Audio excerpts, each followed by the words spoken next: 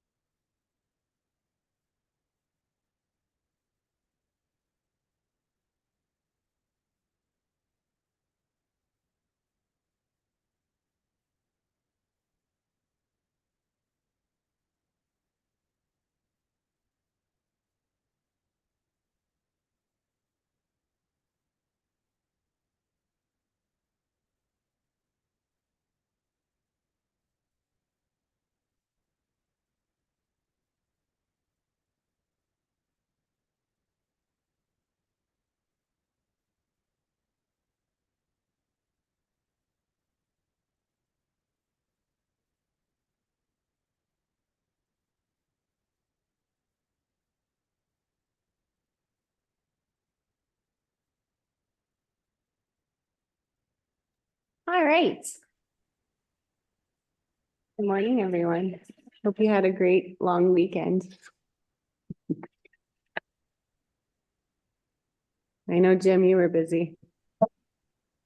It was good. Great event. Very good weekend. It was really fun. Always a fun Um, time. We had friends in town and they were just like, I've just never seen anything like this. I've never seen anything like this. I grew up in Colorado. I didn't even know this existed.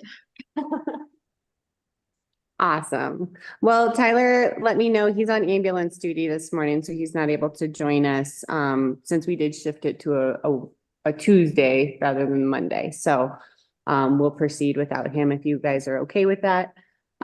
This is the Finance Committee meeting. It is 9:05 and I can call this meeting to order. We have in attendance Trustee Cranker and Trustee Harper, and Trustee George is unable to attend.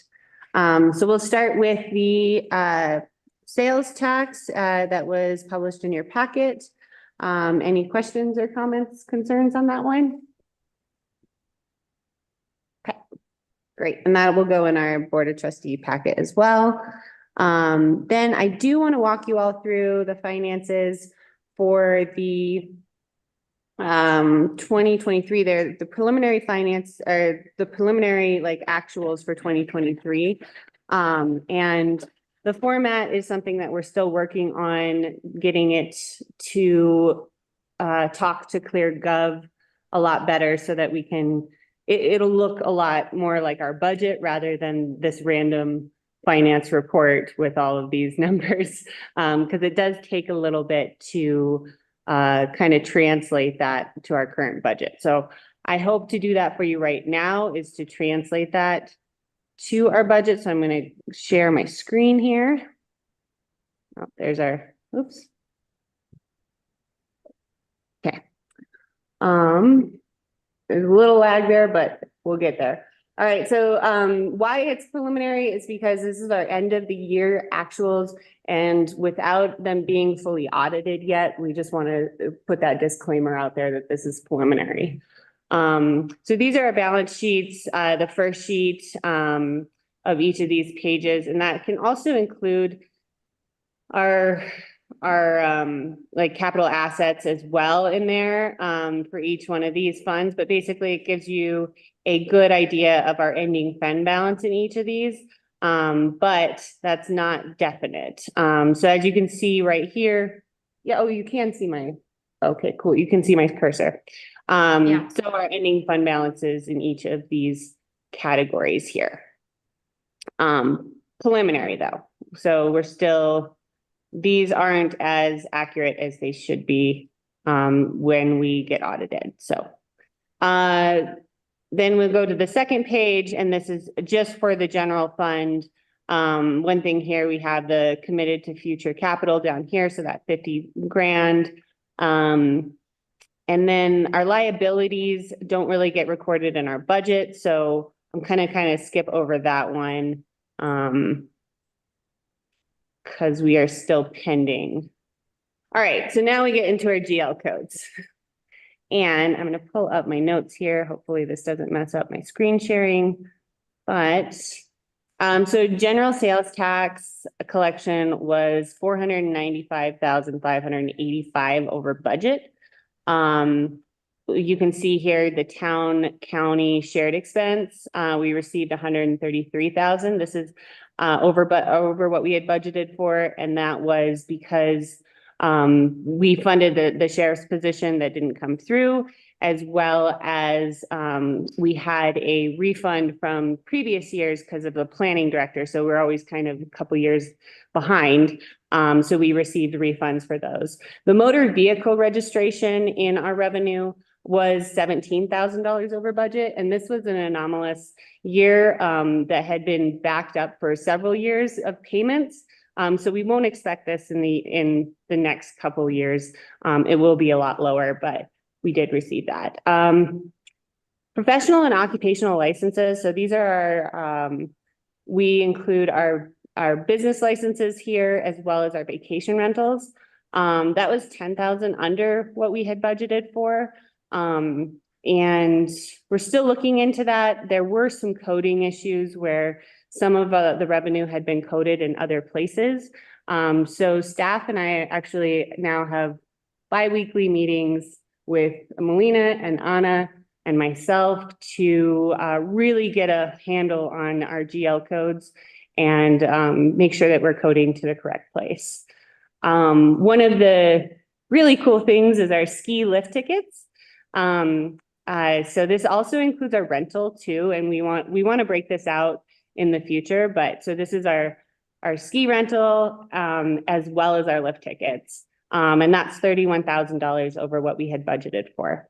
So huge success at Kendall, and we are working on how to kind of break that out and make it look like its own fund, so we can more compare those revenues to the expenditures a little better, kind of like we do the library fund. It's not an enterprise fund, but it is broken out so you can see that revenue expenses a little clearer.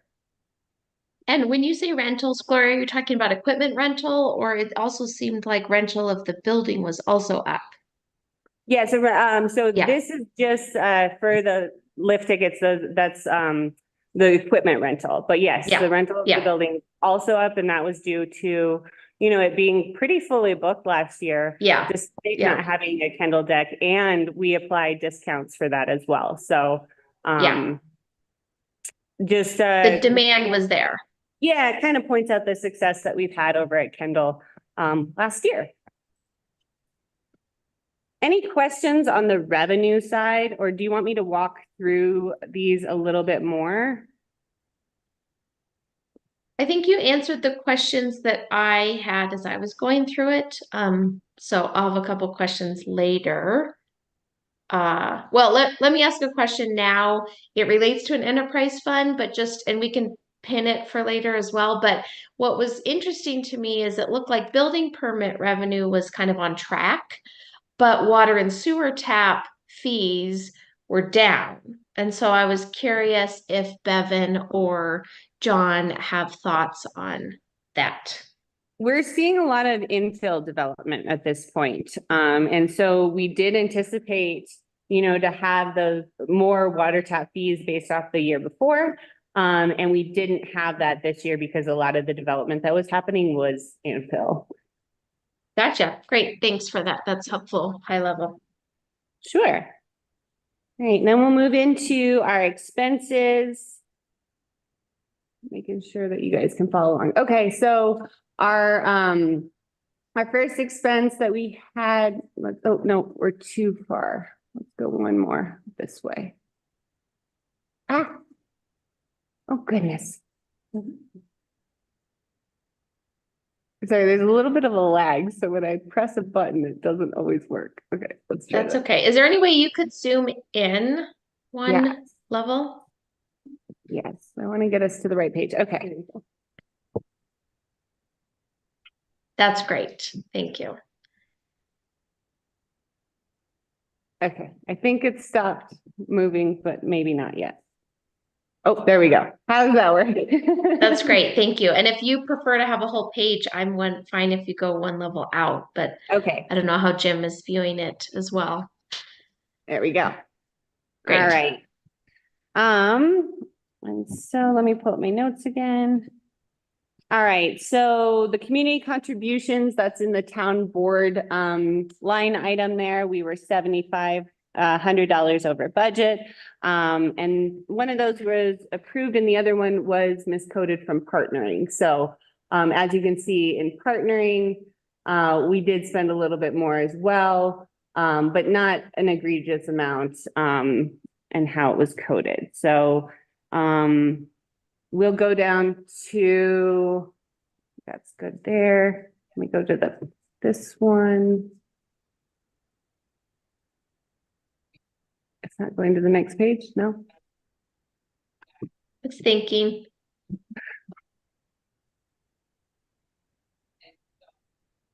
There you Okay. go. All right, and then here you'll see we were over budget for our professional services CPS by 22,000. This is due to the fact that we had first of all, we had a shift of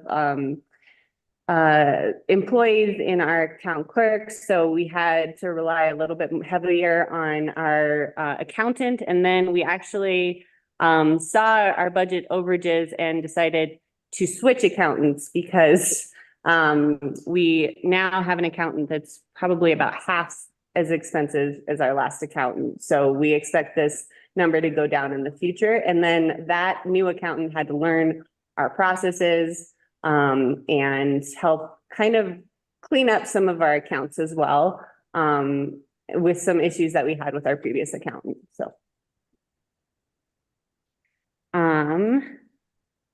we'll go down to, well, this is slow this way. Okay.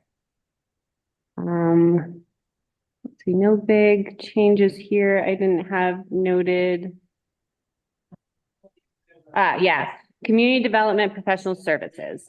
So this one was over budget by 79,000. And this is also, so this is CPS, our community planning strategies.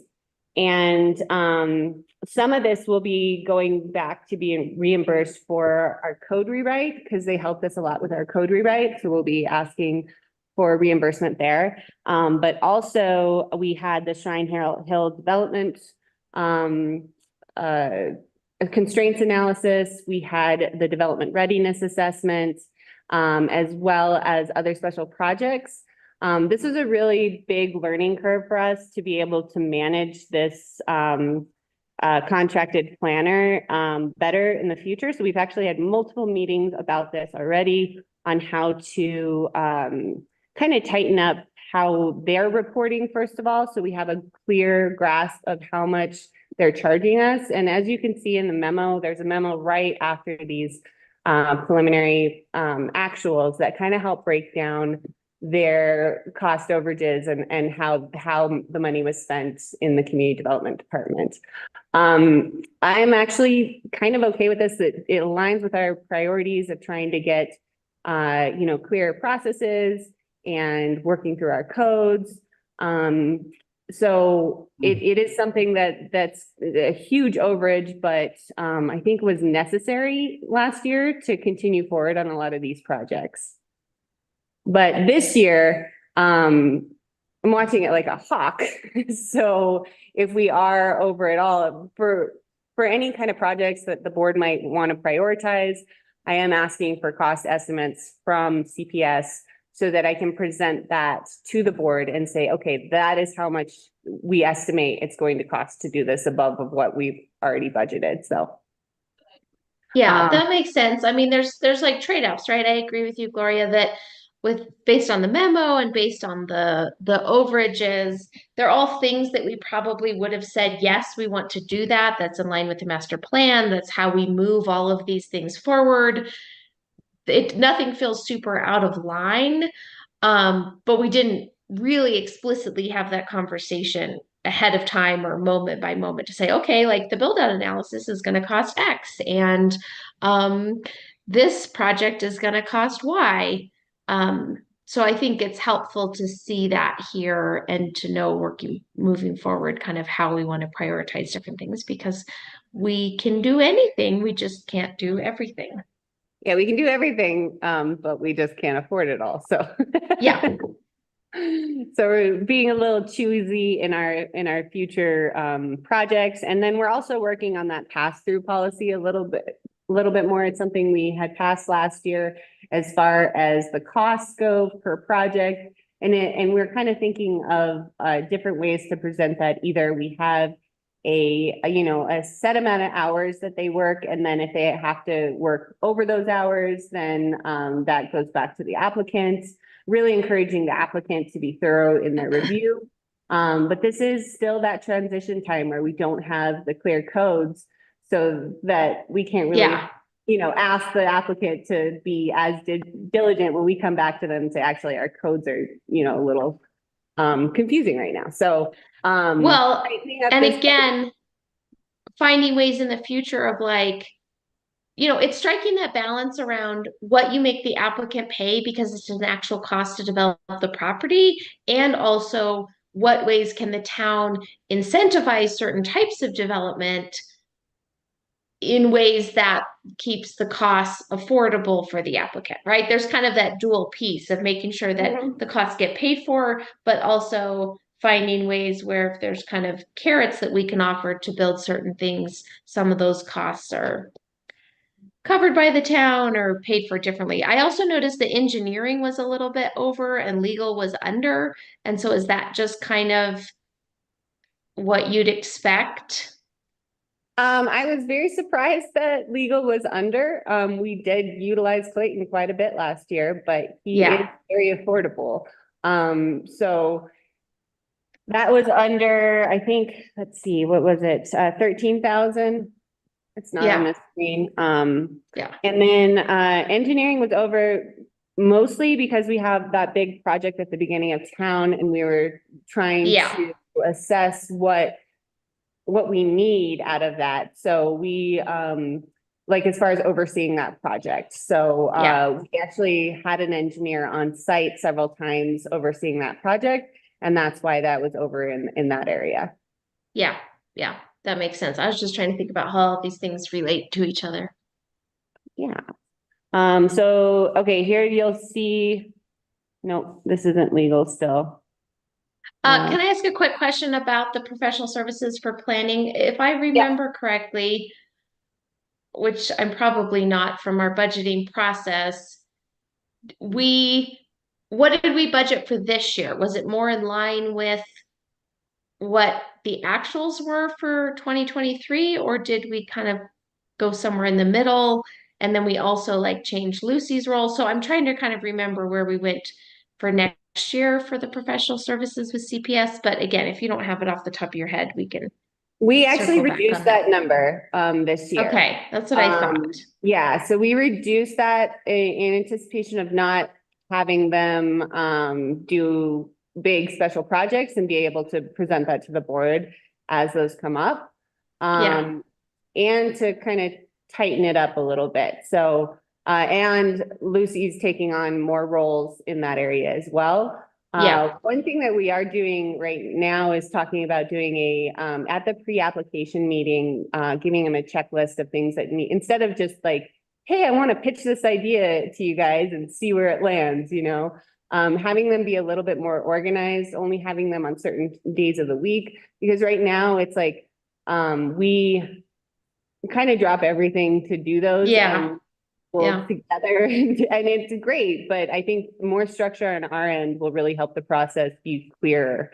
So Mm-hmm. we didn't budget as much this year for CPS. And I hope we stick to that budget. Yeah. Yeah. Working smarter, not harder. Yep. Right. And then I think I only had a couple more notes on our general fund was street maintenance. We had talked about that being over. But really it only ended up over 9,000 more than we had budgeted. Like if you look at the general line item, because we didn't spend as much in our machinery and equipment. We didn't get the trucks that we wanted last year. So that's still something that we'll need in future years, but we did get a dump truck this year, so we're pretty excited about that. And then, for parks, and that was the Columbine Park loan expenditures down here. So the top line item that's just says Columbine Park, that is our out of pocket, and then the loan expenditure is the loan that we had. So there was probably a miscoding here for $1,000 that should be up here, because we only had 530,000 to spend there. So we were over on Columbine Park, 164,000. Several of these overages were approved by the trustees, including the HVAC system. Yeah, and so we had some approved. And if you guys want, I can break all that down for you, but that's kind of, I think you guys were aware that we were going to be over. And that's what we're looking at here. We did budget for this year 10,000 to actually furnish it. We did budget last year 10,000 to furnish it, and went through that budget. So we're trying again this year to get all of our furnishings, because some of that went into our showers and other areas that weren't exactly what we were thinking as far as like the actual visitor center furnishing. So A quick question on, if you go back up to the parks, the electricity was like 24K and we budgeted 38. yeah, so do you know what's going on there? Seemed weird. we are currently cleaning up all of our electric accounts right now. They have not been coded correctly. So for a long time is what we're realizing. So that's one of our bi-weekly projects is cleaning up those accounts as well, because you'll see like in Kendall Mountain, the electricity is like nothing, which is completely wrong. Yeah. It's just how they're being coded. So that electricity is coming out. It's just not being coded correctly. Yeah. I figured that's what was going on. I had two more questions before you move on from here. There was a grants expenditure that we budgeted to spend like 500,000 or 600,000 that we didn't spend. Can you remind me or us of what that was? Sure. So actually, we are cleaning this up as well, but so we had anticipated spending more of our Brownsfield grants right away, but it took a while to get through the clearance processes. And then we had also anticipated, since we were getting the money in for CDOT, we had anticipated spending that as well, but okay. And then there was $20,000 in there for affordable housing expenditure that we didn't spend. And that was actually a similar story? Yeah, so that was actually reallocated last year to the benefits for the housing coordinator. So it looks like an unexpended item, but actually we reallocated that in a board meeting. I think, I forget which one, but we talked about that for so that we could bump that to a full-time position and attract someone with benefits. Yep. And then the fire department had unexpended amount of the 15,000. Was that our fireworks contribution? That is not that would have been so we were never invoiced or billed for that in that year, and I'm not sure exactly what we're doing with that at this point. But I wanted to touch base with them because we didn't expend all that. Gotcha. Yeah. Okay. And They basically then, just billed us for their services that they provide. So, right, right. Yeah. Well, I'm sure they'd want to get paid for that too. And then we were under on the chamber contract. Was that a similar thing? We didn't. no, so so some of these I think are waiting for their final invoices. Okay, that's what I So was that wondering one, since this is yeah. early. Yeah. So that one I expect to be paid in full, but I'm still Okay. waiting for that final invoice. Yep. Okay. All right. I think that was, and the senior center was over by 4,000. Yeah, those are just little things. Okay. All right. I think that was it. Thanks for answering that. Yeah, and so we didn't have to do a supplemental budget because we didn't spend down our fund balance as much as we anticipated, which leaves us with a healthy fund balance moving into 2024, which is what I wanted, just in case we had a bad summer.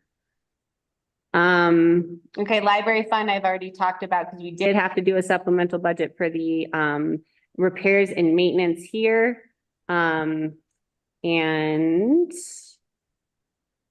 that is not actually correct. We did not budget that much Mhm. for repairs and maintenance. So we were actually over Mhm. budget and had to do a supplemental budget for this one. But we are still very much supporting our library through our transfer of funds. Which is something I was explaining to the library board the other day. Okay, then we have our conservation trust fund. And we didn't spend any funds from that, but we did receive funds.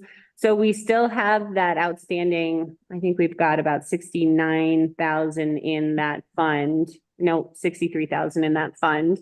And 29,000 was for the wetlands project that we had approved with CDOT and the Merrills. And we are still waiting for CDOT to give us a contract for that. So they're a little backed up in their contracting, like a year backed up, I guess. Oh, man. Yeah.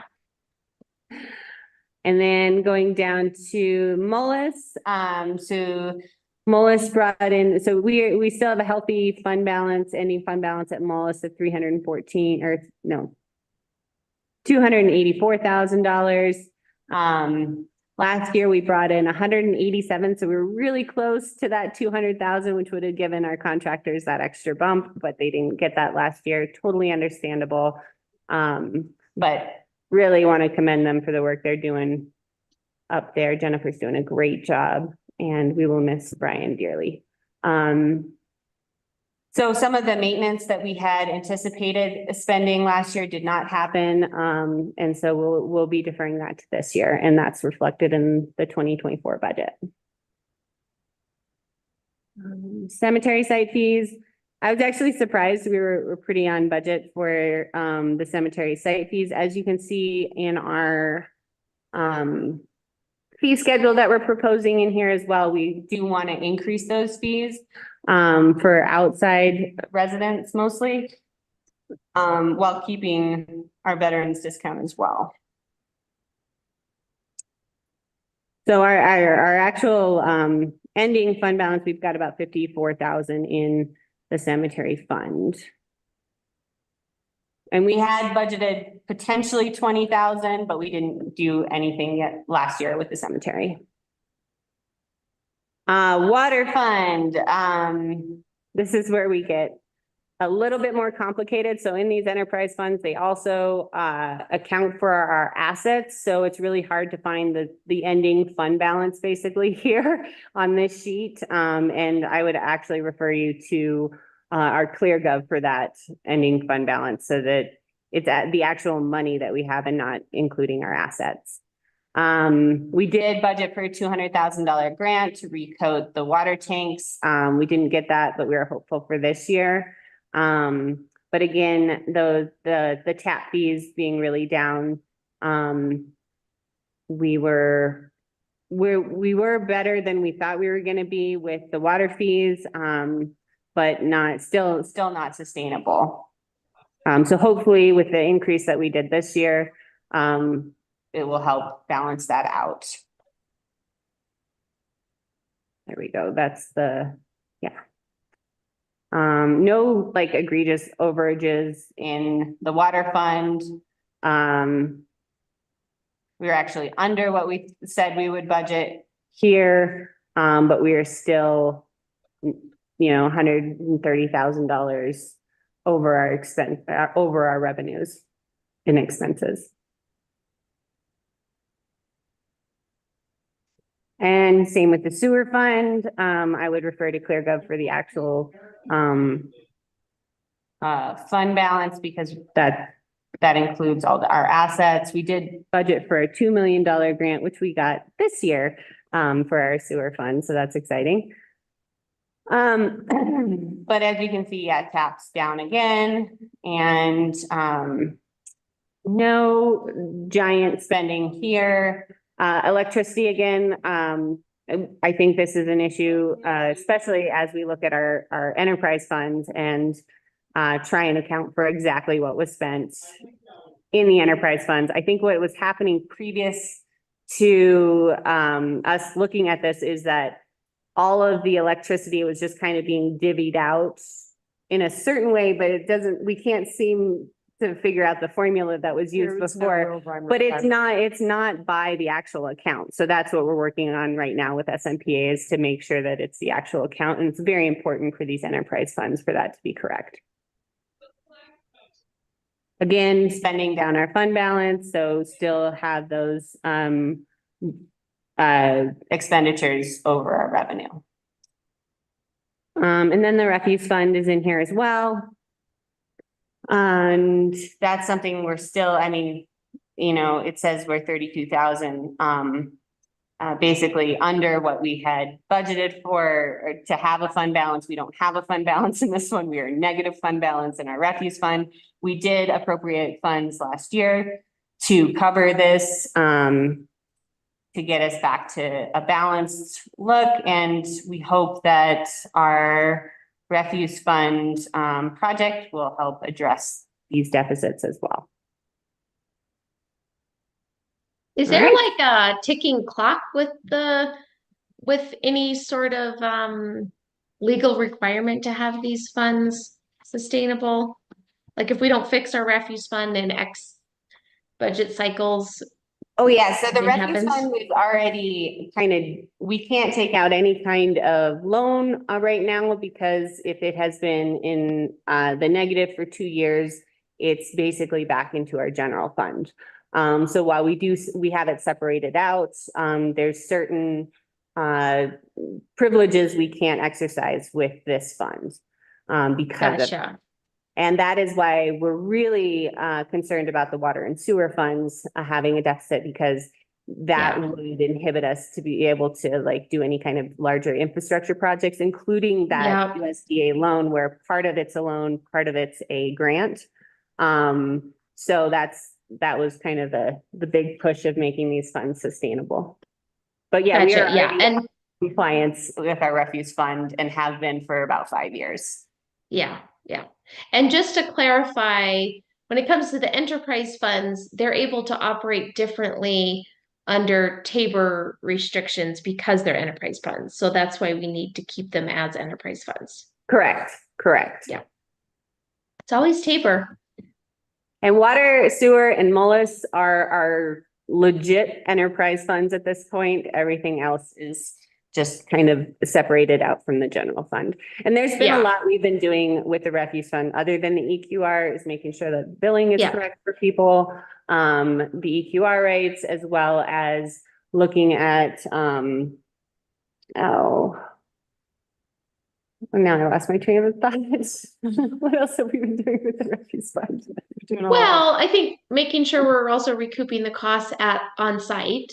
Yeah, and then also making sure, They did hire a second person out there to make sure that construction waste and tires and all of that are getting recorded out there. Everyone that is not paying the correct base rate, we've been adjusting that. And then obviously this EQR project that we're gonna address in a minute.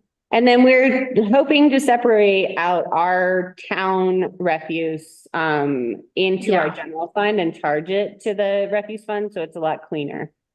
But right now we're supplementing the refuse fund no matter what, much more than we are actually for our facilities. So Melina, just to clarify, when you said there was a second attendant hired, you mean Bruin hired a second attendant, not the town.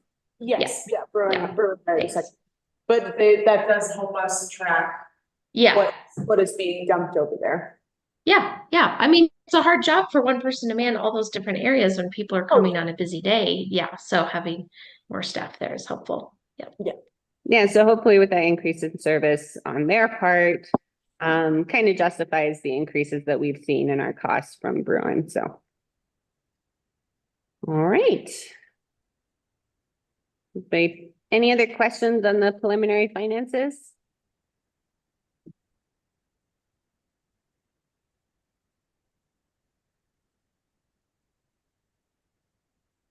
Okay. We will keep on moving. All right, going on to, I might have you talk this one through, since this has been your project here.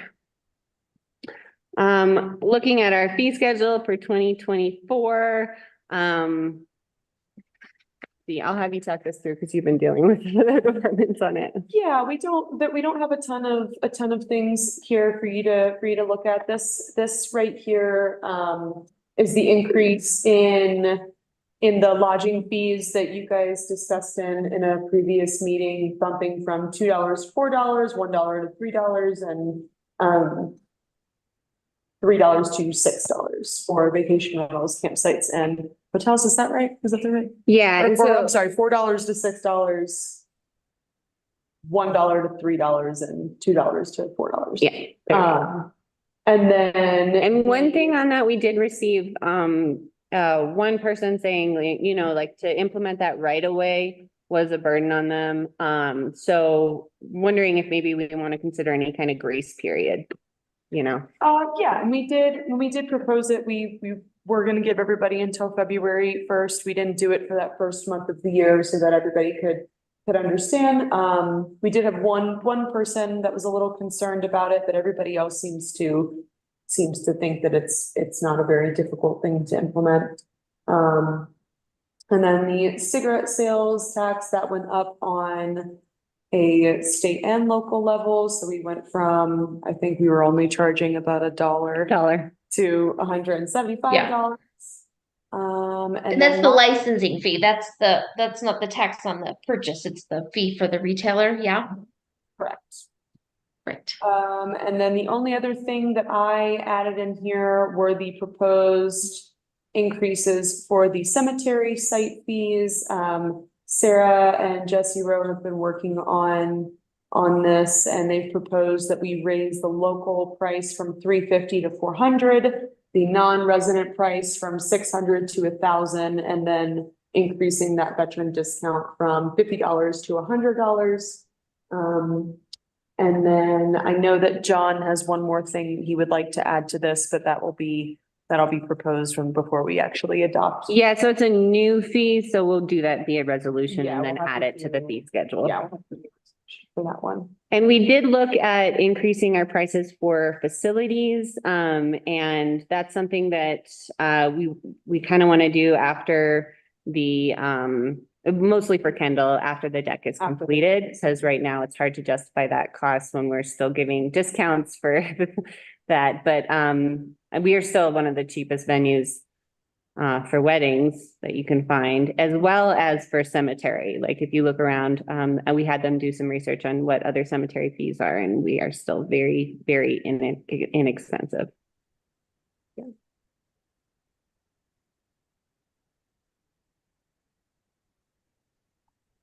Any questions on these fees? Okay. And then this is our thing, and then we're going to talk about EQR rates. Okay, so this came up. What are we going to talk about? It just should be a standing agenda item, I think. EQR rates on the finance committee standing agenda item. That's fair. So basically, we wanted to open up this discussion with you all because when we approved the EQR rates, we didn't include anything that said seasonal businesses and how we charge them.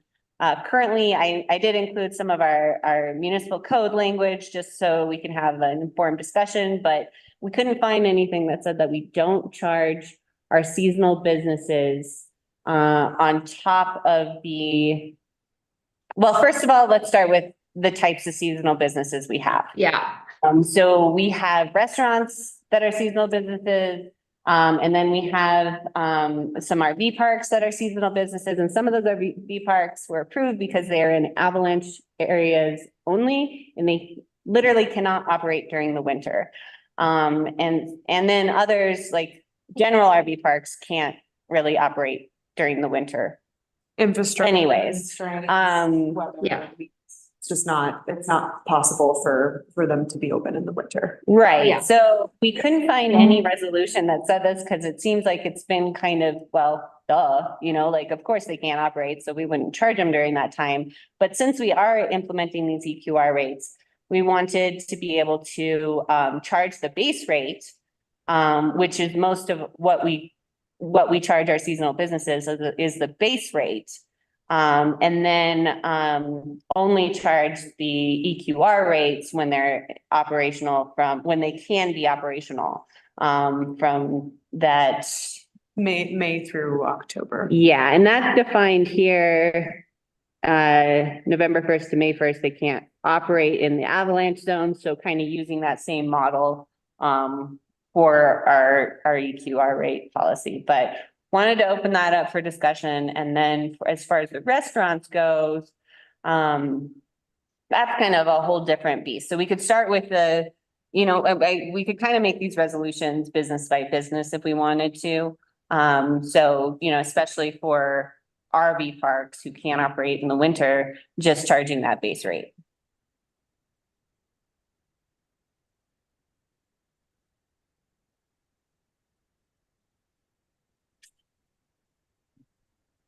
yeah, I think Jim brought this up at the last meeting. I think it makes a lot of sense that if there's a seasonal, I'd say philosophically, I'm really in favor of three things. One, I think it makes a lot of sense for all to pay the base rate, because we do have to kind of pay into this system being available. That makes sense. I would defend that position. I think second of all, Jim, you said this well, like if businesses cannot operate, then they should not be paying the EQR rate during months they can't operate. So I feel really comfortable with that. I also didn't disagree with Shane's point that we can use different things to incentivize year-round businesses as well. So I'm interested potentially in language that frames it in such a way that if they're not able to operate like the RV parks, either because they're in an avalanche zone or because just infrastructure wise it's not possible to be open, that they just pay the base rate. But if it is a business that kind of has the operational option of being open, maybe they pay the EQR rate. So I don't know. I'd be happy to discuss that point here or with the larger board. We can discuss here and there. I don't believe in penalizing anyone for not being able to operate. And especially in RV park, and using them as the example. Obviously, with temperatures the way they are, they simply cannot, regardless if you're in an avalanche zone or not. So it's just not feasible to be charging and or punishing individuals or businesses for not being able to do that. I understand wanting to increase 12-month a year businesses to participate, but it doesn't work like that. We know our seasonality, and to punish, and again, this comes down to punishment in my opinion, to punish businesses for not being open, they're already losing money. I'll use myself as an example. We're not open November, December because we lose gigantic amount of money. I lose money in the wintertime, plain and simple. That's just the way it is. We pay what we pay, but I don't want to be punished for not being able to open, and then not only losing money, then on top I'm going to lose more money because I got to pay a fee into a system that is punishing me for not being open.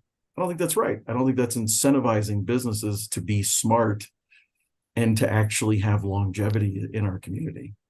That's just me.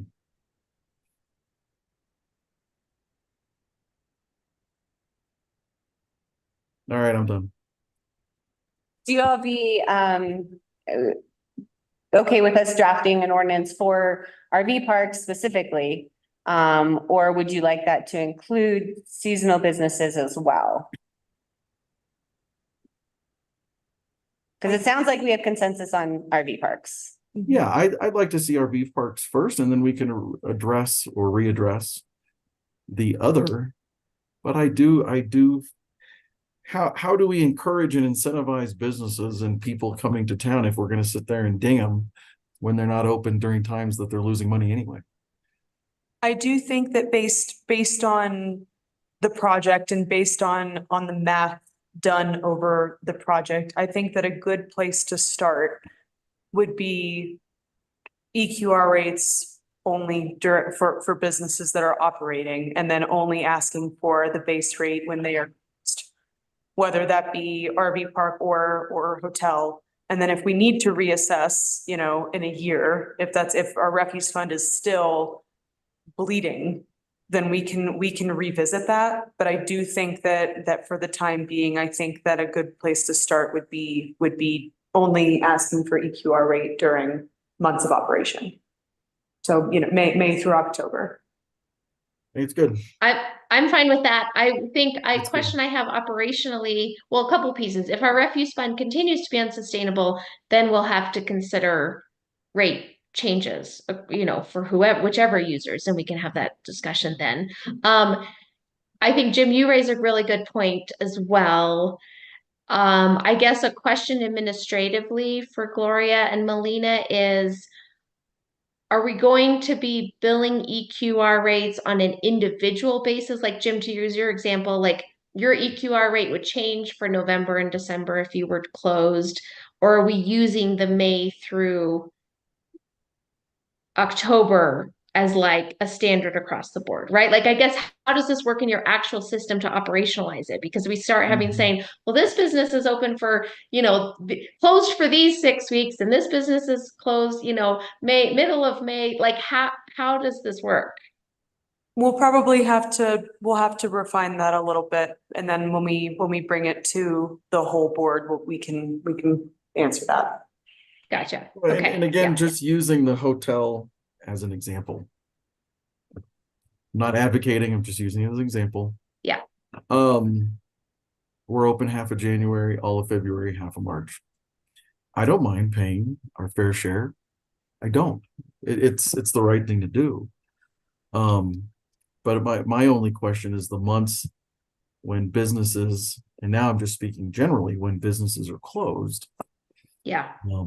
Clearly they're not creating that excessive amount, or even generating any refuse. So trying to make it equitable for everybody is really the name of the game. Yeah.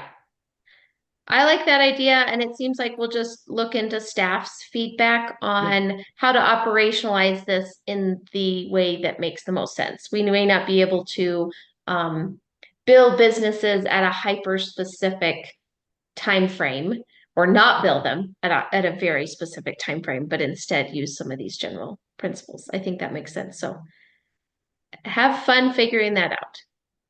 I mean, and we could explore maybe functioning in a way like the way that we do water turnoffs. You know, if a business is going to be closed for a month and a half or 2 months in the middle of the winter, then you just let us know.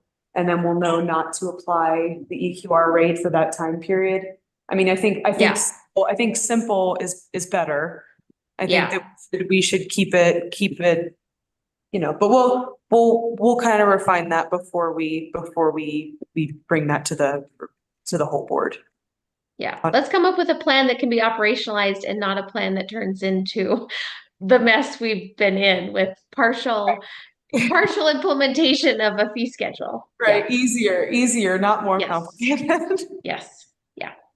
So I do want to recognize we do have a citizen raising their hand at this meeting right now. Typically, we don't do public comment during committee meetings, but wanted to, you guys can still see us, yes. Yep.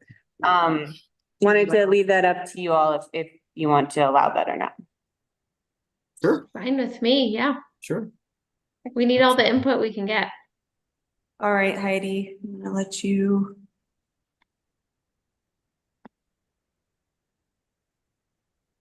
Hi, guys. Can you hear me okay? We can. You can. Good deal. So obviously I've done a lot of research on this and I am the one that keeps sending these lovely emails with numbers and you know, the reality being is that you're not going to be in budget next year. We're still going to but you know the thought of if you were to implement and I don't know if you've all read my email, but basically it would consider me being full 210 days. Full, 100% full for 210 days for the amount of, if you were to bill me year round. And, I do hear you guys talking about the importance of making sure that you start itemizing your trash that's for the library, for the visitor center, for Mullis Lake, because you are, like you're like you were saying that it's important to make sure that you're accounting for your refuse because you can't get loans, whatever it was that you were just saying. But you're not accounting for the trash that the city is you're paying for it. I get it. It's coming out of the general fund, but it's not being seen. And I hear you guys talking about that, and that's good. And I do appreciate that you guys are doing that. And then just also knowing that those EQR also needs to be established so it's just not the 5% of us that are taking that huge hit. And the reality being is that unfortunately, it does have to go to the public. So if we're not raising the rates for the trash on the public, who the visitor center brings in tax dollars, the Mullis Lake brings in tourism. I mean, all of that benefits the public of Silverton, correct? I mean, maybe I'm completely wrong, but I think that's what those things are doing, bringing in tax dollars to benefit the public. So unfortunately, we're going to be short again. And I don't want to have to be here again next year fighting when I would rather say, hey, opt me out. I'll go spend $50,000 and start doing my own trash. Because when I'm spending as much as I am with Bruin Waste in the city, I can't afford it. I might as well invest in the infrastructure for myself. And I mean, in 2 years, I can pay that, guys. And then one last note is that $2 increase cost me $8,000. I already have 4,000 reservations that are paid for. So I'd love to chat with somebody about that. I'll send in an email. I mean, it's enormous for us. We take reservations in full year round. So for that to be increased on us right now is 4,000 days I already have in the books. At $2 is $7,872. Thank you guys for listening to me. Thank you.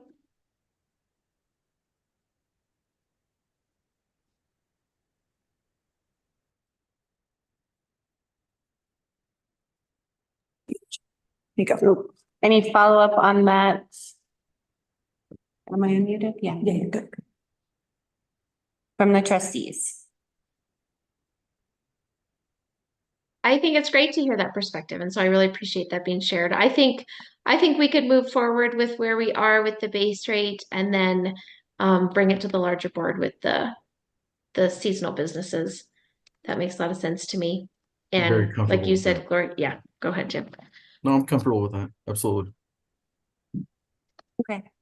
All right. And I suspect the refuse fund, again, it's going to keep coming up because at some point we have to have it be a fund that does sustain itself. So we have a variety of things we're working on. We're kind of playing catch up from previous years. Yeah, and before I came on, there was a 10-year contract signed with Bruin Waste. And there's really no other service provider that will come up here. I've looked, so we're just trying to really create a better relationship with Bruin, so that they can, and I think they are listening to us right now by hiring that extra person at the transfer station. So I'm hopeful that we just continue this relationship and hopefully provide better services. And some of these expenses, we know that we just have to build in because we're in a remote location. It just is what it is. Yeah. Yep. Okay.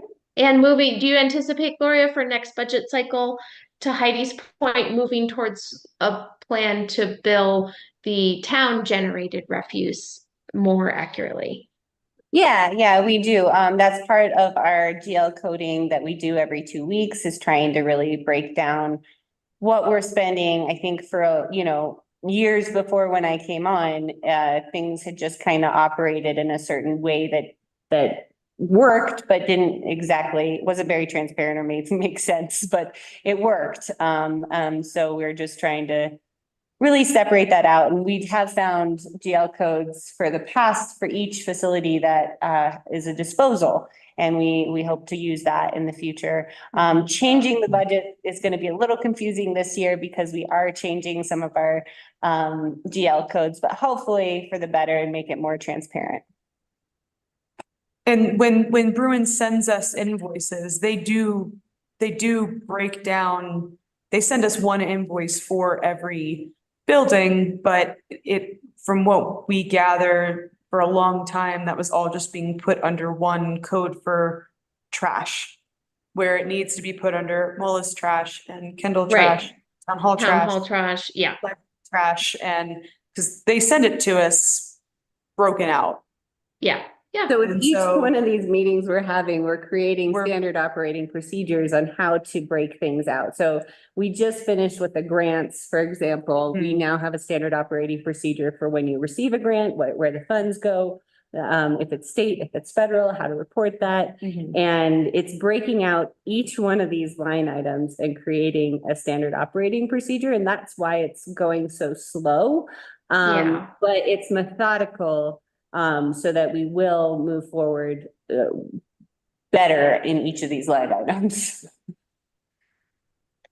Organizational infrastructure, guys. Thank you.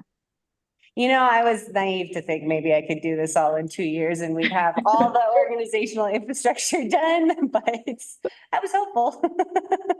2 more years. A lot of things have, we've made huge progress, really, really. People just don't appreciate all of those behind the scenes that help a municipality run effectively, efficiently, and transparently.